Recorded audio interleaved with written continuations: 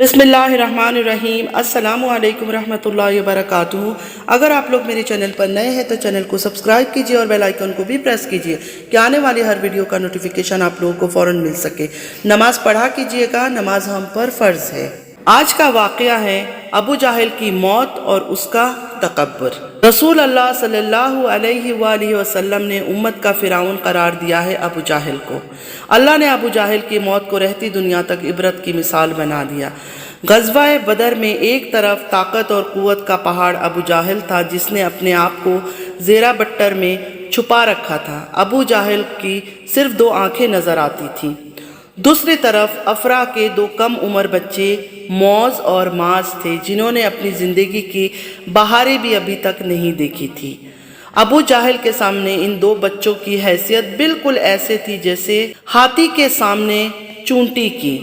मगर इन दो कम उम्र मुजाहिदीन ने अबू जाहिल को किस हिकमत से मारा, ये वाक़या रिवायत में कुछ इस तरह बयान हुआ है कि ग़ज़वा बदर के दिन कुफ़ार मक्का का सबसे बड़ा सरदार अबू जाहिल कुरैशी नौजवानों के घेरे में था। इसी दौरान दो कम उम्र भाई माज और मौज, ये दोनों भाई अभी बहुत छोटे थे। ये दोनों भाई हज़रत अब्दुर्रहमान बिन औफ रदियल्लाहु अन्हु के पास आए और उनसे पूछा, चाचा जान, क्या आप अबू जाहिल को जानते हैं? हमने सुना है कि वो रसूल अल्लाह सल्लल्लाहु अलैहि वसल्लम की शान में गालियाँ बकता है।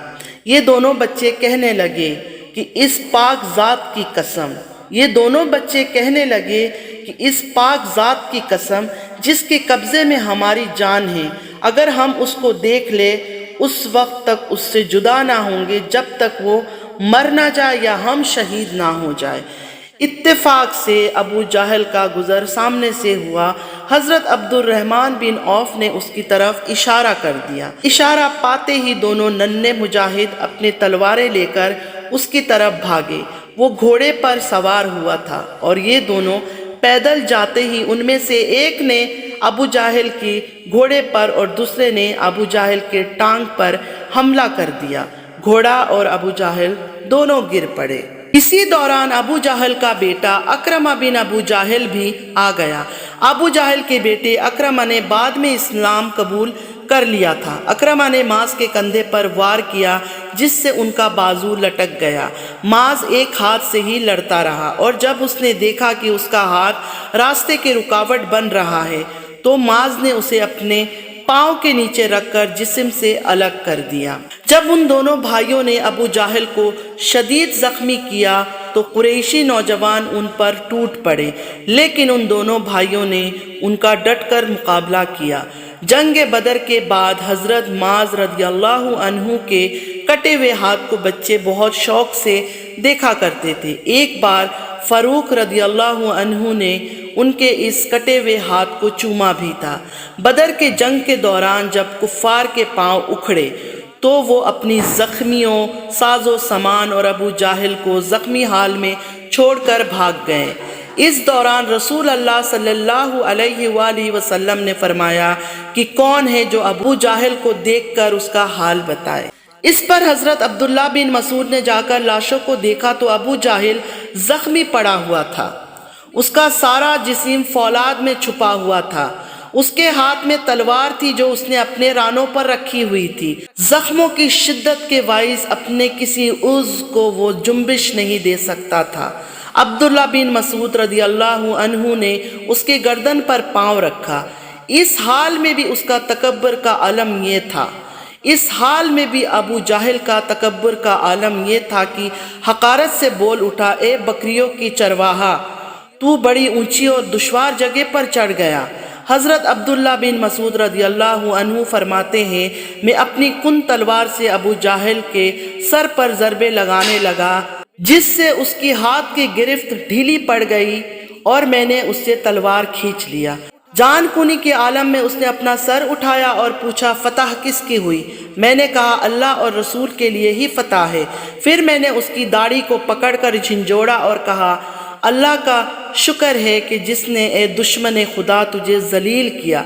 फिर मैंने उसकी तलवार से उसकी गर्दन पर ज़ोरदार वार किया, उसकी गर्दन کٹ کر سامنے گر گئی۔ پھر میں نے اس کے ہتھیار زیرہ وغیرہ اتار لیا اور اس کا سر اٹھا کر بارگاہ رسالت میں حاضر ہو گیا۔ عرض کیا یا رسول اللہ صلی اللہ علیہ وآلہ وسلم، یہ دشمن خدا ابو جہل کا سر ہے۔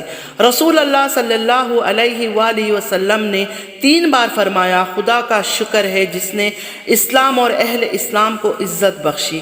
پھر آپ رسول اللہ صلی اللہ علیہ وآلہ وسلم نے سجدہ شکر ادا کیا۔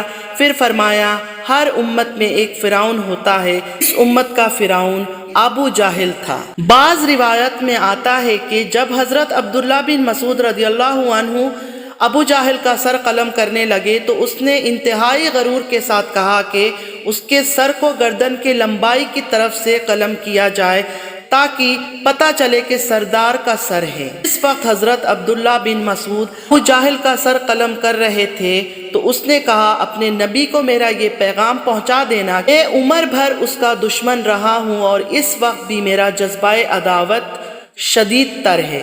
حضرت ابن مسعود رضی اللہ عنہ نے جب یہ بات رسول اللہ صلی اللہ علیہ وآلہ وسلم کو بتائی تو آپ نے فرمایا میری امت کا فرعون تمام امتوں کے فرعون سے زیادہ سنگ دل اور کینہ پرور ہے۔ حضرت موسیٰ علیہ السلام کے فرعون کو جب موجوں نے اپنے قبضے میں گھیر لیا تو وہ پکار اٹھا، بولا میں ایمان لایا، کوئی سچا معبود نہیں سوائے اس کے جس پر بنی اسرائیل ایمان لائے، اور میں مسلمان ہوں۔ مگر اس امت کا فرعون مرنے لگا تو قتل کرنے والے کو تکبر سے کہنے لگا کہ میری گردن ذرا نیچے سے کاٹنا تاکہ پتہ چلے یہ سردار کا سر ہے۔ 2 کم عمر بچے موز اور ماز نے جب ابو جہل کو قتل کیا تو واپس آ کر رسول اللہ صلی اللہ علیہ وآلہ وسلم کو اس کی خبر دی۔ رسول اللہ صلی اللہ علیہ وآلہ وسلم نے پوچھا کہ تم میں سے کس نے قتل کیا؟ دونوں میں سے ہر ایک نے کہا میں نے اسے قتل کیا ہے۔ رسول اللہ صلی اللہ علیہ وآلہ وسلم نے فرمایا کیا تم نے اپنی تلواریں صاف کر لیا ہے؟ انہوں نے کہا نہیں۔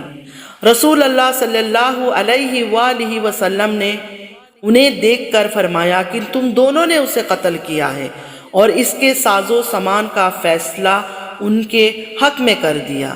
ان دونوں بچوں کے نام ماز بن عمر بن الجموع اور موز بن عمر بن الجموع۔ رسول اللہ صلی اللہ علیہ وآلہ وسلم کے 23 سالہ دعوت کی زندگی میں 13 سال ابو جہل نے رسول اللہ صلی اللہ علیہ وآلہ وسلم کو شدید اذیت دیا اور بدر کے روز جہنم واصل ہوا۔